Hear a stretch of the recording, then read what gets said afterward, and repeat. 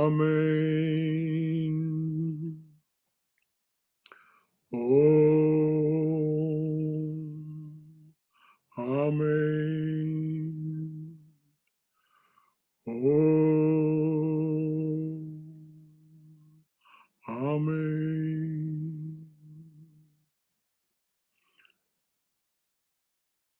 O come, Emmanuel, and ransom captive Israel, that mourns in lonely exile here, until the Son of God appear. Rejoice, rejoice, Emmanuel shall come to thee, O Israel. Amen. Well, the cookie fairy appeared at our house the other day and left some spice cookies and some other cookies. I think I know who that Hey, Shankara. Yeah, that was me. I'm the cookie elf. yes, indeed you are, dear. Those Sir, were those were ginger cookies and haystacks. yes, and boy, they are good. And do you know what? A friend of mine dropped some of those same ginger cookies off at my front porch tonight. So Is it so? and she texted me and said, I couldn't stay, but check your front porch. So I had an elf do the same for me. Well, lots of you are working for St. Nick. That's right. So, good evening, everyone. Welcome to our Monday evening gathering. So, we're still enjoying Rumi. And if I'm not mistaken, the first poem will be The Silkworm. I don't think we talked about that one. So, Swayam, would you like to read this silkworm for us? Sure, Brother Shankara. Can you tell me what page it is on, or somebody? 75, it says here. Okay, I got it. The silkworm. I stood before a silkworm one day, and that night my heart said to me, I can do things like that. I can spin skies. I can be woven into love that can bring warmth to people. I can be soft against a crying face. I can be wings that lift, and I can travel on my 1,000 feet throughout the earth, my sacks filled with the sacred. And I replied to my heart, Dear, can you really do all those things? And it just nodded yes in silence. So we began and will never cease. Second time, Mm-hmm. silkworm. I stood before a silkworm one day, and that night my heart said to me, I can do things like that. I can spin skies. I can be woven into love that can bring warmth to people. I can be soft against a crying face. I can be wings that lift, and I can travel on my 1,000 feet throughout the earth, my sacks filled with the sacred. And I replied to my heart, Dear, can you really do all those things? And it just nodded yes in silence. So we began and will never cease.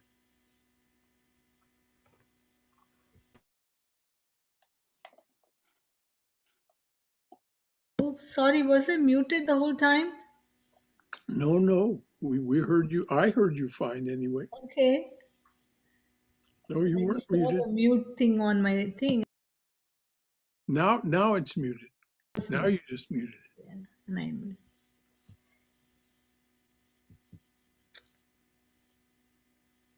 So who has anything to say about that lovely poem?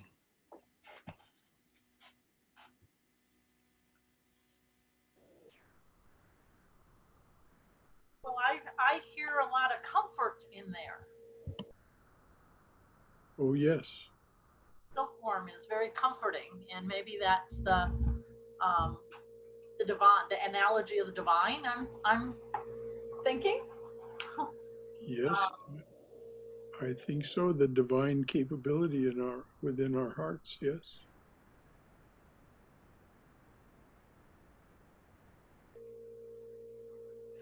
Questioning whether they can, I can do things like that. I can spin skies. I can be woven into love that can bring warmth to people. Kind of questioning whether they can do it. And then at the end, so we began and will never cease, like, yes, we can. And so we should, and we should continue. Yes. All of those things that are listed there, we're all capable of that. It isn't like performing miracles. Mm. Right.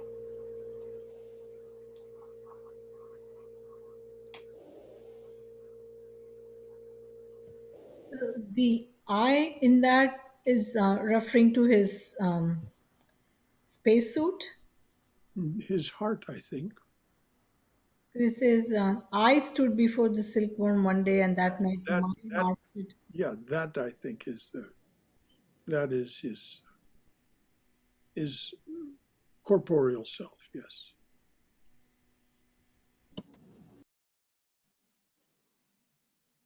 You're right, Brother Shankara. We can do many of those. We may not be able to spin the skies. We may not be able to have 1,000 feet, but we can travel if we have the money. But we can do rest of the other things. Woven into love, we can bring warmth to people. It's a very touching poem. Well, We all are capable of that. You're right. spinning skies, It I may don't not, think it means literally. may not literally, but figuratively, yes. That we have far more imagination than we ever give ourselves credit for. Really, I mean ever. You're right. We may see it appear, but Yeah. then we think, oh, what was that? That's true. I can spin skies. I can be woven into love that can bring warmth to people. I can be soft against a crying face. I can be wings that lift. And of course, the traveling on my 1,000 feet, that's just an analogy to the silkworm that has all Literally, it's not literal. Yeah. You're right. We are capable of all those. Throughout the earth, I don't think it means literally physically travel. I think it means all of us who are aware of such things or know that there's profound trouble in Europe. That's right. There's, again, war in places in the Middle East that we don't expect, like Eritrea and Ethiopia and so on. So we travel there, and if we bring our prayers to that, I think this is what he means. Now, of course, a saint will have more power because they have more power of concentration, more power of focus. But, my sacks filled with the sacred.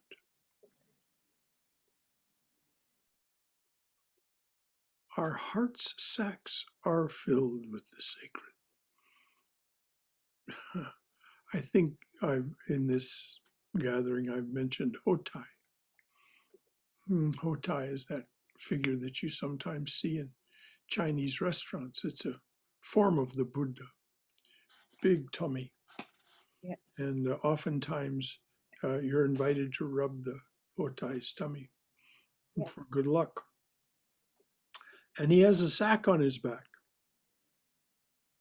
And in that sack is everything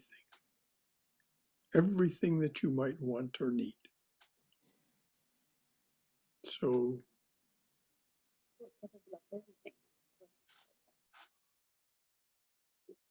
and I replied to my heart, dear, can you really do all those things?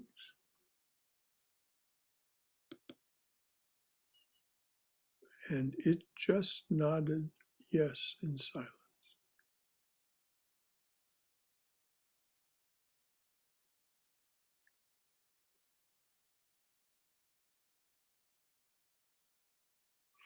This is, to me anyway, one of Rumi's more endearing poems. Mhm. He just says, we began and will never cease. And of course, he's promised us in other poems earlier that we've read that he's right there, ready to jump in through the front door and fix everything.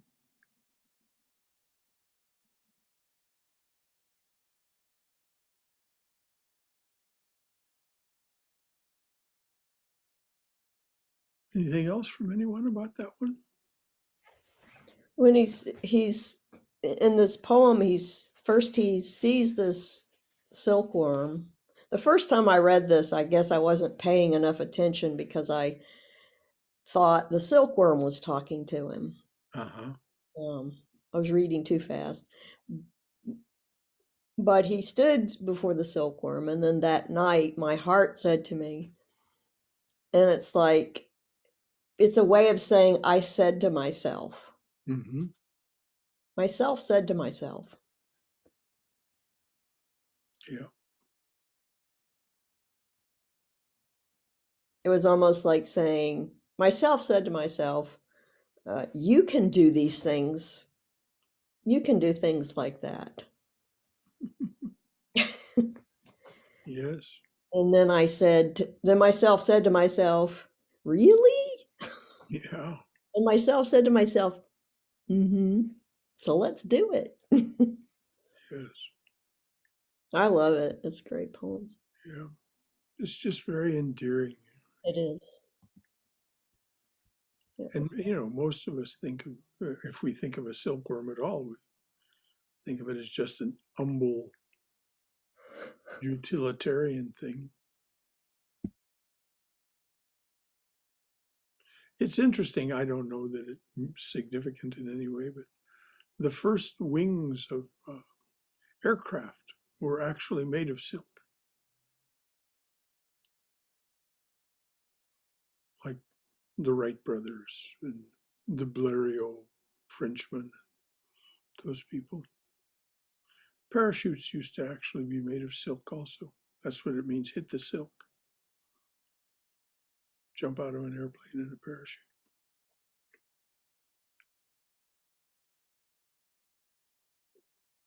So Cindy, you want to read this poem, I Am Afraid of the Daylight? Sure.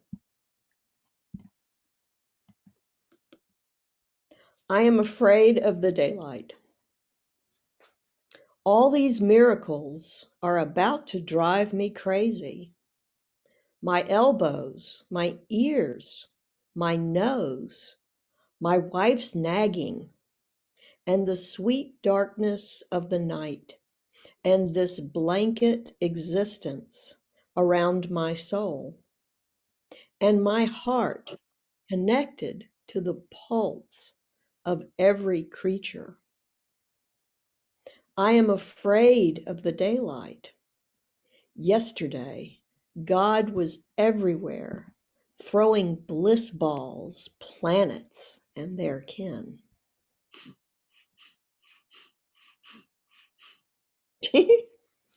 I'll read it again. I am afraid of the daylight. All these miracles are about to drive me crazy. My elbows, my ears, my nose, my wife's nagging, and the sweet darkness of the night, and this blanket existence around my soul, and my heart connected to the pulse of every creature. I am afraid of the daylight. Yesterday, God was everywhere, throwing bliss balls, planets, and their kin.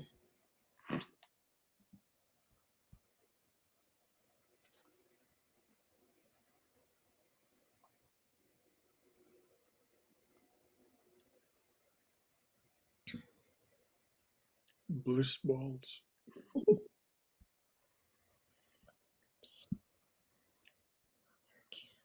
I've really never been able to sort this poem out. Somebody tell me why he's afraid of the daylight.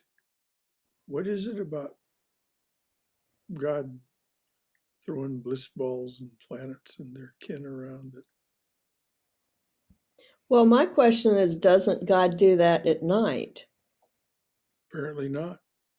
Not according to what Rumi's saying. Yeah, because not at night.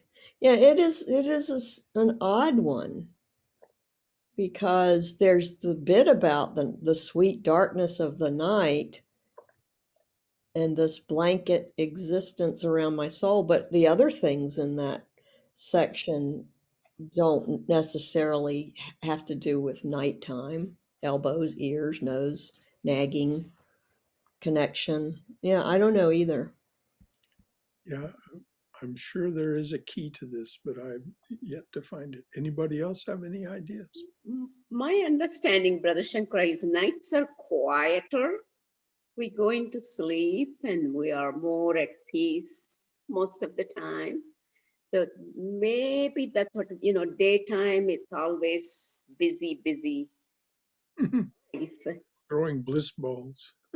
Yeah, like wife's nagging. I mean, he was saying my elbows, my ears, my nose, and all these. And he seems to have. So he says that first he says these things are driving me crazy. These Crazy. miracles. Yeah. And they're daytime things, like Cindy pointed out. You know, elbows, nose, wife's nagging. Yes. In the nighttime, it's peaceful. You can meditate. You go in deep into yourself, and that's probably he finds it so calm and. Well, there's a great pun in that, in the two words together, blanket existence. Yeah, that's what he said. Blanket existence around my soul. Yes. And my heart connected to the pulse of every creature. So that is what happens. Darkness of the night.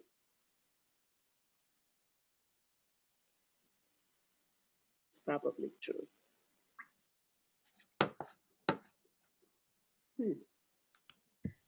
I'm wondering whether the miracles driving him crazy is connected with the second paragraph, that God was throwing everywhere, throwing bliss balls, planets and their kin.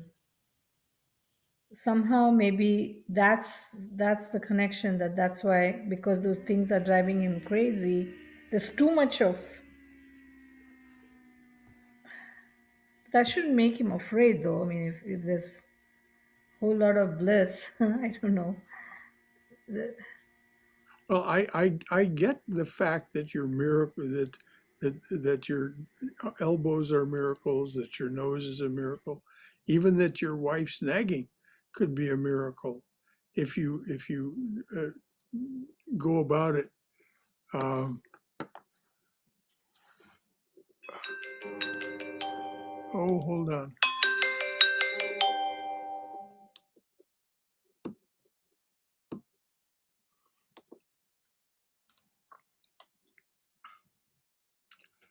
So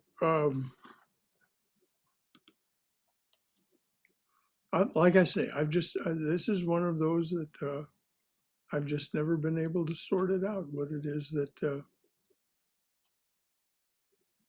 certainly there's humor in it. Certainly there's this wonderful pun at its heart, blanket existence wrapped around himself in the night. Anybody else have anything to offer about it? I mean, there aren't any right answers. I mean, this is clearly what you said. I'm as right.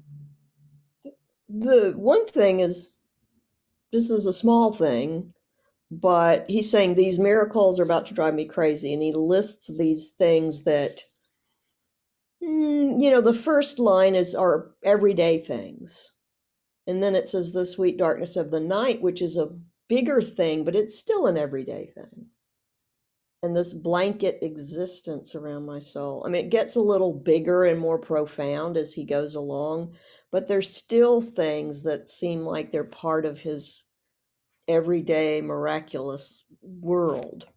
But when he gets to the God, apparently during the daylight, throwing bliss balls and planets and their kin, that's just over the top. It's like he can deal with these little miracles are about to drive him crazy. These big planets and bliss balls and stuff, he can't even deal with that. He's afraid. No, I think you've hit on something, Cindy. I'm afraid of the daylight. I like the dark, where I'm dealing with this, the warm darkness that's comforting, blanket existence wrapped around my soul.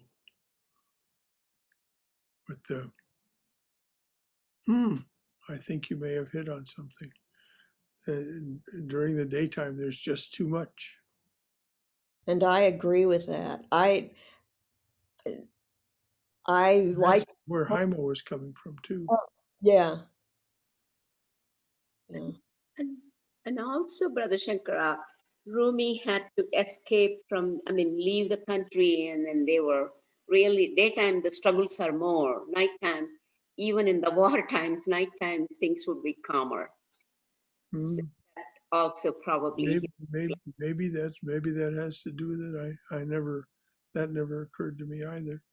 I was just thinking probably because he had to flee from Mongolians and move away, and then he settled in a different country, and the life, probably nighttime, like a blanket existence around my soul. You feel so comforted when you go to bed, and just kind of calmness, peace, and connecting with the soul. That's what maybe he's reflecting on. I'm just guessing, just a guess. Could be. Good. Many different meanings. Anything else from anyone? What if daylight isn't really what we're thinking it is? Well, tell us what you. Well, I'm thinking it's like the light of God, the daylight. When we're in ignorance, we're in darkness. And when we're in light, we see God. And there's a certain fear that we all have in facing that and seeing that. You mean because God's flinging around bliss balls and planets in their kin? Well, I suppose so, yeah. But also because it's so, when you've heard, like in the Bible, when they saw this light, they were full of fear and trembling. Yes. Because it's just so much more than what we can comprehend or even understand. And the shepherds were sore afraid. Yep. Well, I like that too. I like that idea that the daylight means that the darkness means a kind of ignorance. And the daylight means greater awareness. That's a good reading too.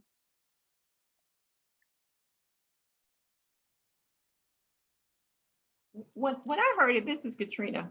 When I heard it, the first thing that came to my mind is when he says that he's afraid. Sometimes in the African American culture, when someone does something fantastic or awesome, we'll say, "Girl, I'm scared of you." And so we're using the word, I'm scared of you, but what we're really doing is like, oh, that's really fantastic what you've done. And so my pickup from the poem is saying he recognizes that everything, the little and the grand, if we want to define something as little or grand, it's all God. And it's almost like the awesomeness, like, oh God, it's just awesome that how you appear. You appear in a nagging wife, and then you appear as a planet. So that's what I picked up from it. Katrina, I like that a lot. I like what you said a lot. And that is one thing for us to keep in mind that, and Haima was also indicating it because she talked about how he had to flee Persia to go to Turkey. But, he came from a different culture. So maybe that's part of it.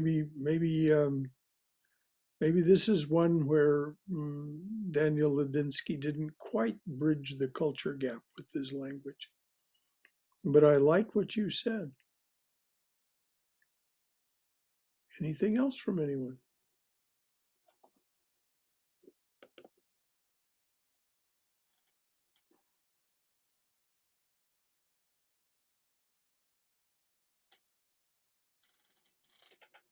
Okay. Let's move on to the next one.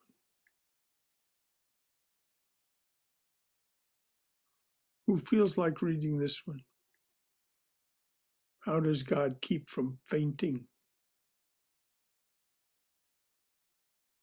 Liam, have you got it in front of you? Yeah, I have it. Okay, do you feel like reading it? Sure. Okay. How does God keep from fainting? The wonder of water moving over that rock in the stream justifies existence. The swish of a horse's tail. Again, I am stunned by the grandeur of the unseen one that governs all movement. I resist looking at the palms of my hands sometimes. Have you ever gotten breathless before a beautiful face? For I see you there, my dear.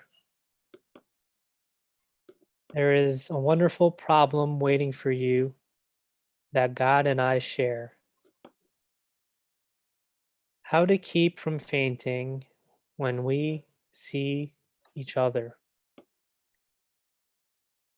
In truth, how does God keep from fainting looking at himself all day?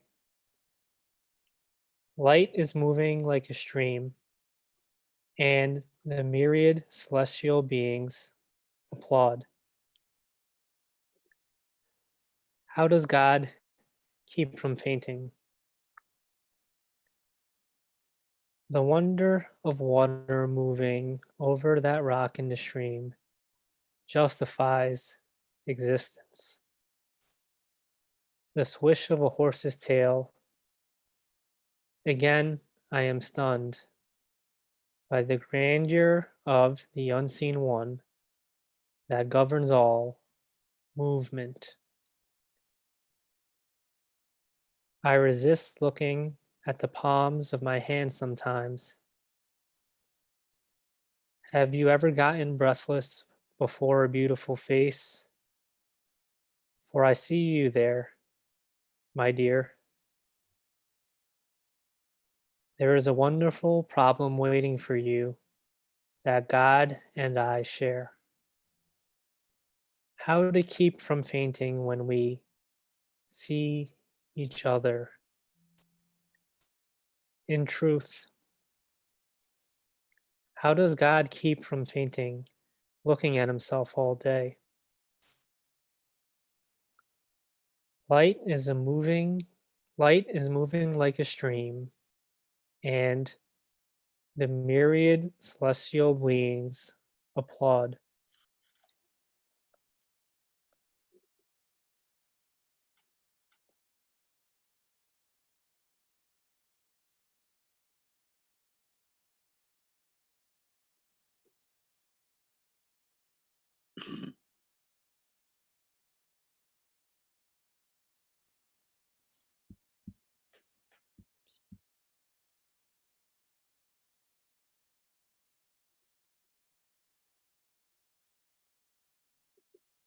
One of the things that stands out in this poem for me is the line, "There is a wonderful problem waiting for you that God and I share."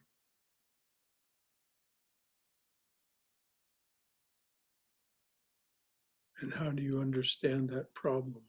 What is that problem that Well, he's? the problem is how to keep from fainting when we see each other. But the fact that I guess he's talking to the reader. There's a wonderful problem waiting for you that God and I share. It's like you're going to get there somehow yourself. So beware.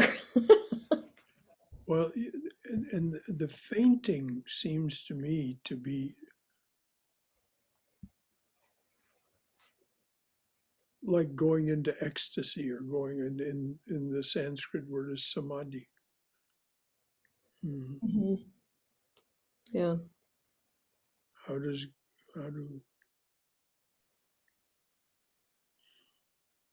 I think it kind of gets to the fact that we are all divine.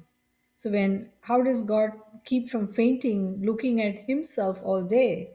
So everything is a divine manifestation, and so when we come face to face with God and realize that, then we faint. We go were into that all ecstasy? along. Yes.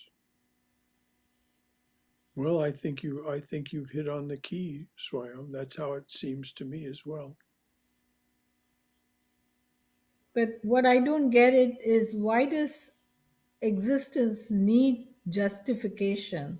It says the wonder of water moving over that rock in the stream justifies existence, or am I misinterpreting the justify meaning? Well, I think you're right to question it in terms of the interpreters, in terms of Ladinsky's choice of words. Um, he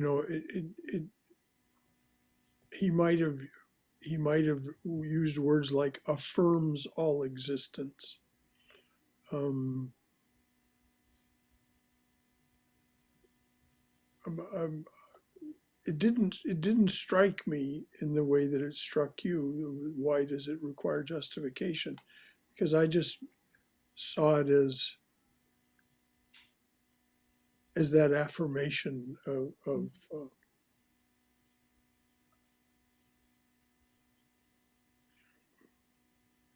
but then he says this, one of the lines in this that is a little bit of a question mark is, why does he resist looking at the palms of his hands?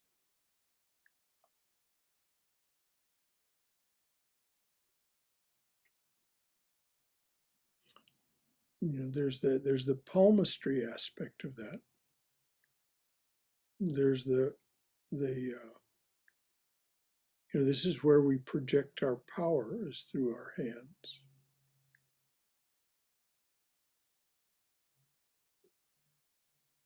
It's a mysterious poem.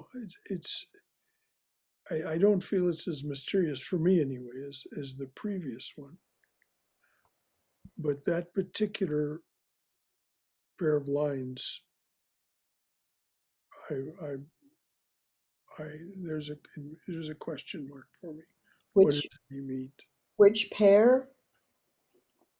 Which pair of lines? The ones about him resisting looking at the palms of his hands.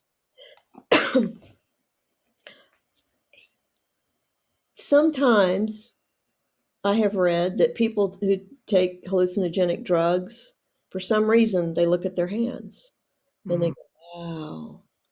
Well, that's true. And why? I mean, I always used to wonder that. Why did people look at their hands? I mean, they looked at other things, but there's this thing about looking at your hands. And it may just be it may be, like poem readers know this, poem people are hand readers, but it may be a window into the soul like the eyes are, but that most people are not trained to see that. But maybe looking for him, for Rumi, looking at his poems was almost like this sort of trigger to see himself as the divine, to faint, suddenly remember. There you go. That's it. The grandeur of the unseen one that governs all movement.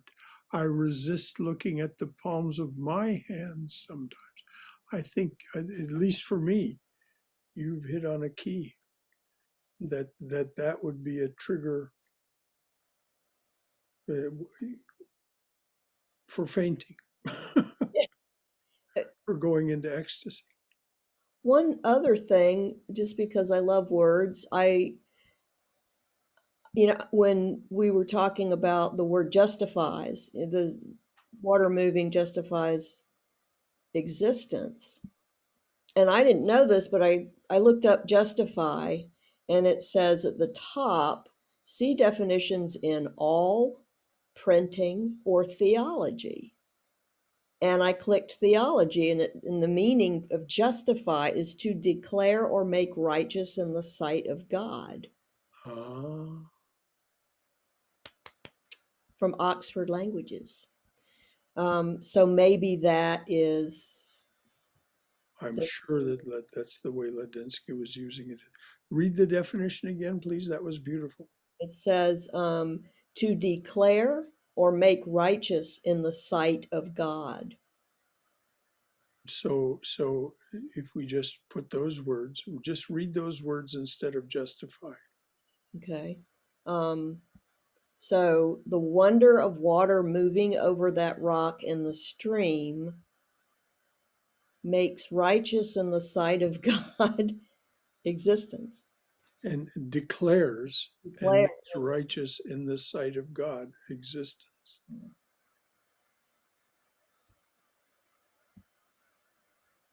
Well, there's one rationale for why that word justify was used.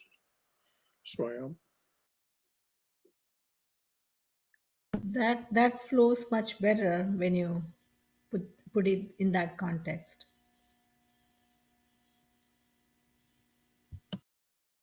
I like declares. Oh, I like declares.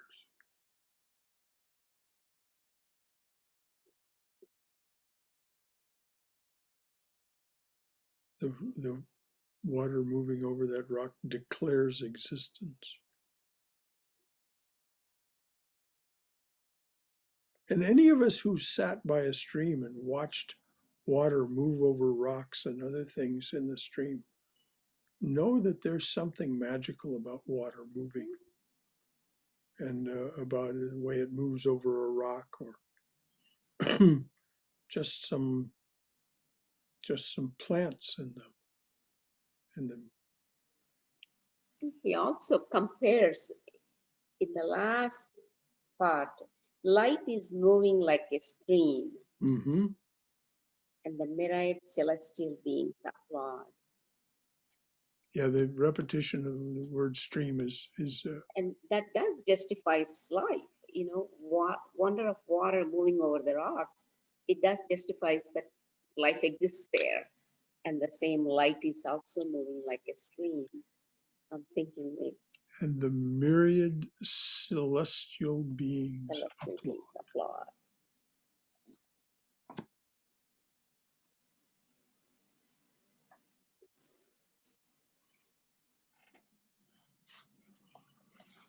So it doesn't take a Christ being born to get those celestial beings to applaud, although I'm sure that their applause was vigorous indeed. Anyone else have anything to say about this one? This is a deep one. It deserves our attention more than once. I haven't given it the attention it deserves, to tell you the truth.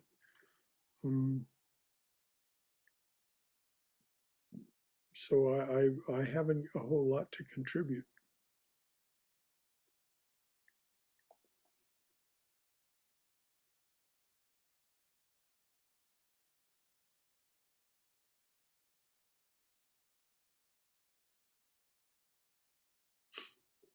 There's a wonderful problem waiting for you that God and I share. How to keep from fainting when we see each other. How to keep from going into ecstasy or samadhi. Fainting means loss of outer consciousness. That's why I'm comparing it to ecstasy or samadhi.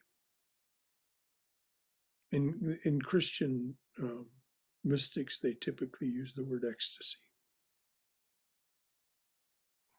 I think of Sri Ramakrishna always, he couldn't help it. He would just, No, he couldn't help it. there he goes again. Right? So how does God keep from fainting looking at himself all day? Well, he doesn't always. That's right. He doesn't keep from fainting all the time.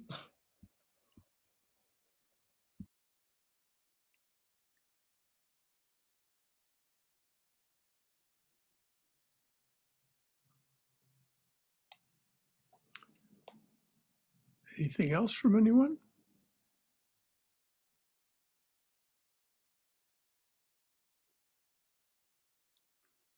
Okay, I'm going to read the next one. I think what I did was by sliding by that other one, I've just been attracted to Rumi's humor, and here's another one that has a lot of his humor in it. Belly dancer. Most poets are like a belly dancer who never reveals anything below her waist.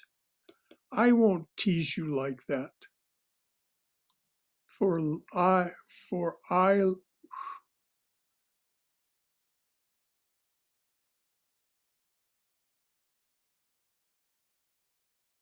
I'm sorry, I can't read that.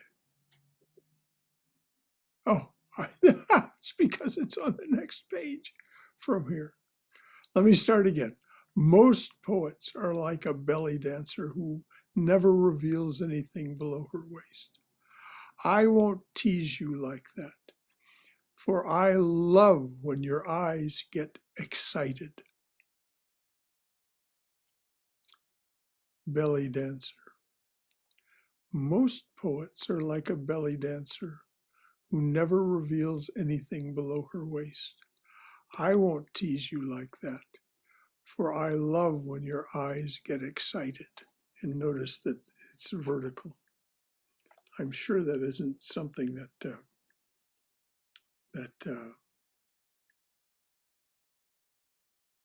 Ladinsky did that wasn't done by Rumi. So, it leads you down to the D at the bottom.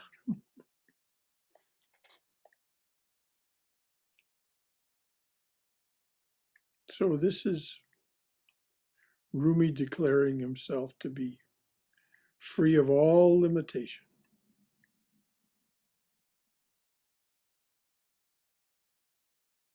Most poets, he says, they limit themselves. I won't tease you like that. I love it when your eyes get excited.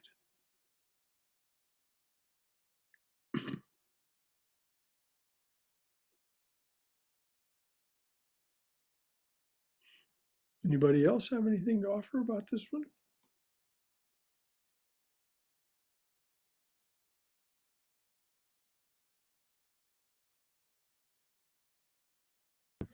I think putting that word in vertical, Mm-hmm. Ladinsky has done that in a few other poems too. So it somehow emphasizes that if it had been just horizontal, even with an exclamation, it wouldn't have as much impact as going down and then it's just like suddenly it's giving that much space between every letter. Mm-hmm. It just has that added emphasis on the word. Just Yes, stands out. yes. And it's almost always when there's some humorous interpretation. Yeah. Like that poem about being, I forget whose it was, maybe Kabir. God and I are like two fat men in a boat. And we just keep bumping into each other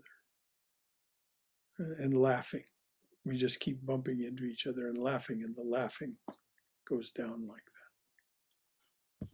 Also, the one Kabir's poem about the fish that's in the water that's thirsty needs that. Right. professional counseling. The counseling is like vertical there. Needs professional counseling. So it is a way of emphasizing the word. You're right, Swayam. And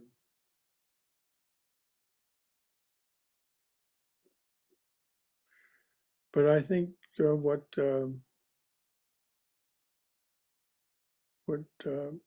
Rumi is telling us is he will reveal it all. And he doesn't say when your eyes get lustful, when your eyes get pumped up or something like that. Just excited.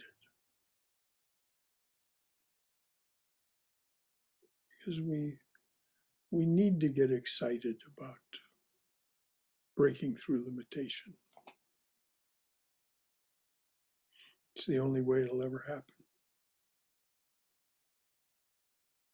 Saint after saint tells us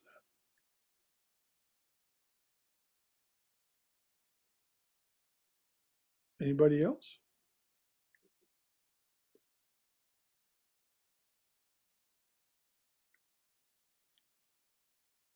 No? Okay.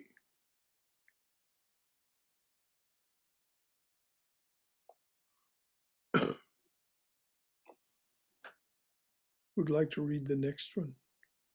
I can read, Brother Shankara. Please do, Haima. Okay. On a day when the wind is perfect, on a day when the wind is perfect, the sail just needs to open and the world is full of beauty. Today is such a day. My eyes are like the sun that makes promises, the promise of life that it always keeps each morning. The living heart gives to us, as does that luminous sphere. Both caress the earth with great tenderness. There is a breeze that can enter the soul. This love I know plays a drum. Arms move around me. Who can contain their self before my beauty? Peace is wonderful, but ecstatic dance is more fun and less narcissistic. Gregarious, he makes our lips. Second time. On a day when the wind is perfect,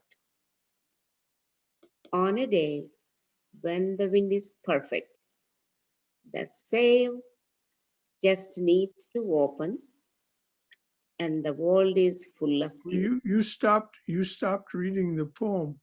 There's another verse after he makes our lips. Oh, really? Mm-hmm. The sail from the beginning? You want me to go on No, it? no. Oh, the Well, next page. after it says fun and less narcissistic, gregarious, he makes our lips. Lips, and then there's the next page. I didn't see that one. Okay. On a day when the wind is perfect, the sail just needs to open and the love starts. Today is such a day. And then I'll go back and read second time. Okay.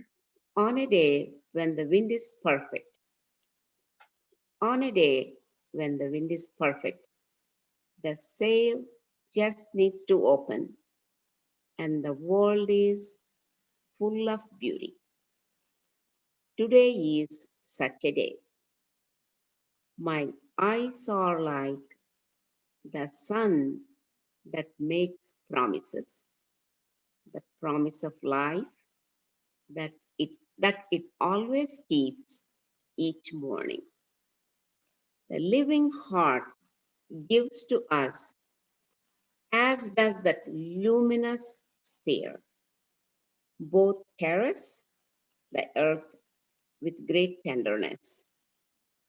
There is a breeze that can enter the soul. This love I know plays a drum. Arms move around me. Who can contain their self before my beauty? Peace is wonderful, but ecstatic dance is more fun and less narcissistic.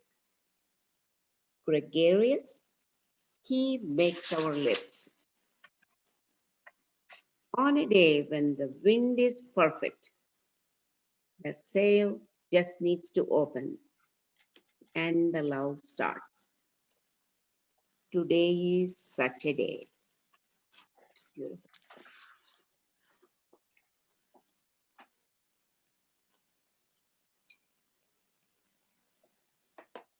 Anybody?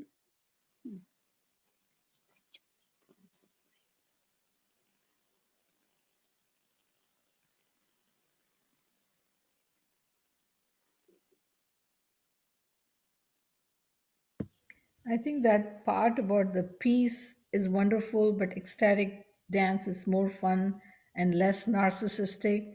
That seems pretty obvious in the sense that peace is more subjective and individual almost, whereas ecstatic dance, everybody can participate.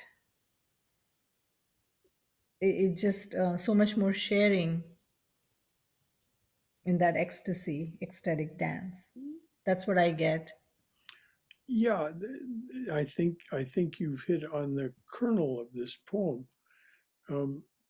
Rumi was a Sufi mystic and one of the whirling dervishes. I don't know. I don't remember if it said he founded the whirling dervish movement or not, but definitely this seems to be what he's talking about. And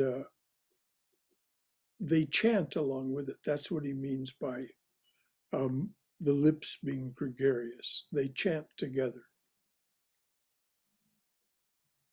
They and they dance to a drum. Sometimes there's other music as well, an oud or some oud as it's called, or something like that. But normally just a drum. I've never participated in this, but I know a Turkish Sufi mystic, Kemal Karasu,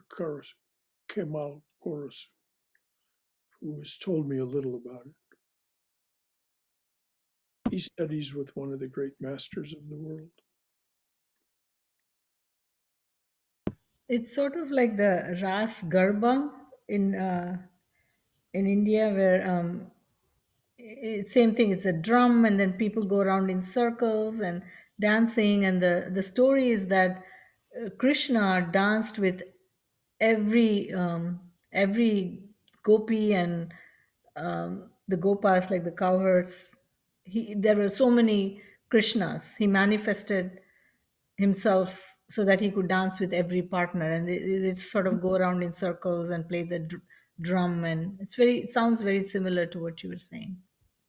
Well, And the whirling dervish, yes, there is a similarity, but the whirling dervishes, they they they they dance around in a circle, right?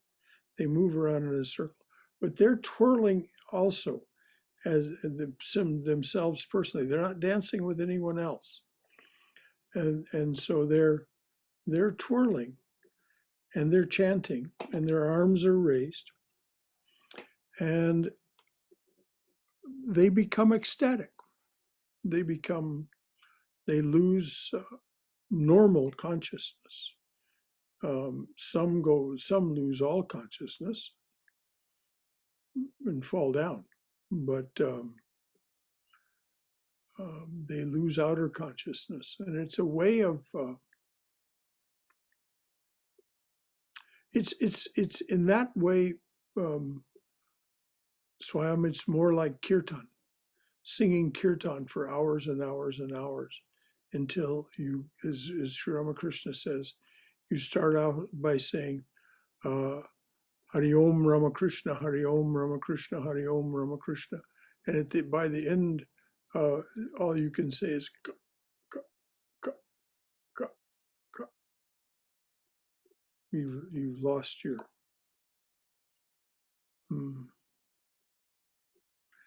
But there's a whole lot more in this poem. Anybody else want to?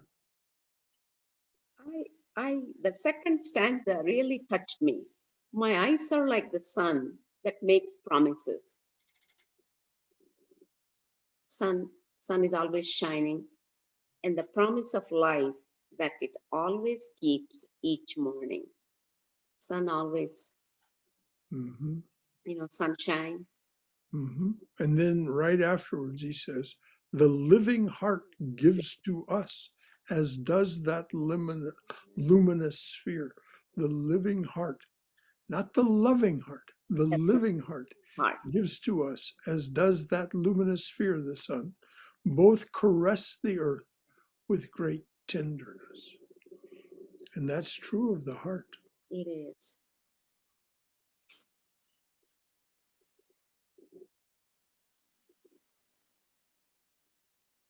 Heidi, you've been quiet. Are you just not feeling conversational, or just?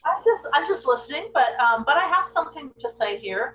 Okay. I see this as like a love poem, a love story kind of. On a day when the wind is perfect, the sail just needs to open, and the wind is full of beauty. Today is such a day. And then the very last stanza, or the second to the last, on that second page, it says, on a day when the wind is perfect, the sail just needs to open and the love starts. I mean, it's just, there is, humor and all that in here too, but I think it's just, what you guys just touched on too about the sun and the living heart and all that. It's just like a love poem to me, Well said, Heidi. It is indeed a love poem. I mean, he has a lot of movement with the dance and stuff like that too. In the breeze, there's a fluidity and movement in this, in the words in this poem. But I just love that title. Yes. Yes, like you say, it's a love poem. The living heart gives to us, as does that luminous sphere. Both caress the earth with great tenderness. It's a love poem, you're right.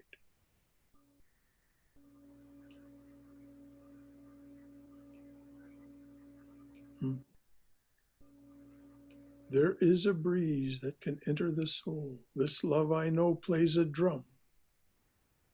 Arms move around me.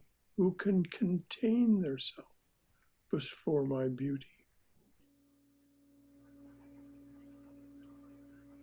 Peace is wonderful, but ecstatic dance is more fun and less narcissistic. Gregarious he makes our lips. That's the humorous line in there. Anything else from anyone about this lovely poem?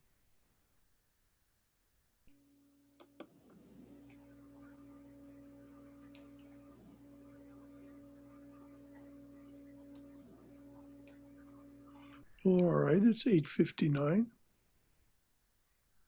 Anybody else? That went by quick. Yeah, it did, doesn't it? Time flies when you're having fun. That's right.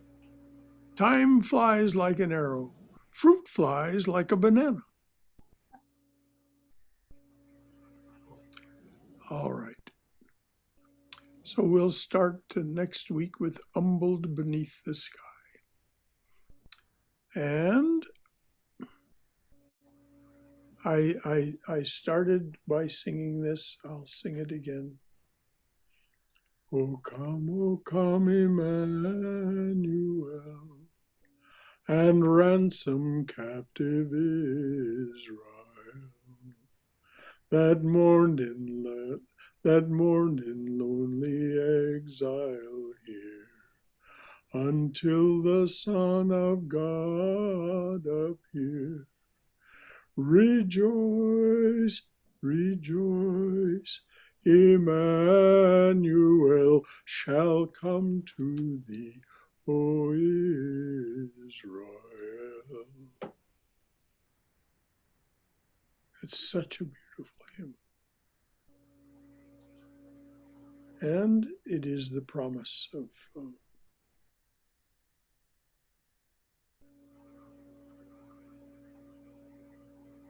the Savior, of the refuge. Rock of ages, cleft for me, let me hide myself in thee. That was my mother's favorite poem, my favorite hymn. So,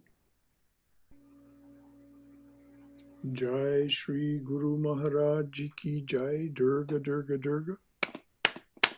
May you go in Mother's loving and protective embrace. May you be safe. May you be cheerful. May you be healthy. May you have peace of mind. Any final thoughts from anyone? All right, dears. Thank you, Brother Shepherd, everybody. Thank you so For much. those of you, oh yes, you're right. And thank you for the cookies, Heidi. Really, I'm still enjoying them, and I'm saving them. I'm saving some for one of us. Oh, good. Hello, Aaron. Hello, Michele. Hello. So, and if you care Thank to you, join Swami. us, if you care to join us tomorrow night, we're studying the life of Sri Sharda Devi, Holy Mother. And then on Wednesday night at 8 o'clock, these are both 8 o'clock classes, we'll be studying Swami Vivekananda's teachings on Jnana Yoga, the path of wisdom. And then this Sunday's talk will be Christianity as a non-dual path, Christianity as an Advaita path. It's in the spiritual tradition of the Catholic churches. There are more than just the Roman Catholic Church. In the liturgy of those, and of course this is in Latin, which represents the Roman Church, but it's called the Via Negativa, the Via Negativa. And that's what I'll be talking about on Sunday. And then on December 27th, the transformation of Scrooge. I've been waiting years to give this talk. That movie of Alistair Sims, that stars Alistair Sim as Scrooge, it was made in 1951. I can't recommend that film highly enough to anybody for this season of the year. If you haven't watched that film, the 1951 black and white version of Scrooge starring Alistair Sim, he captures that character and his transformation just so masterfully. The transformation of Scrooge. In Sanskrit, akripa siddha, one perfected by grace. One perfected by grace. What day is this talk again that you're doing? The one on Scrooge? Yes. December 27th. Okay. And 2 Sundays from this coming Sunday.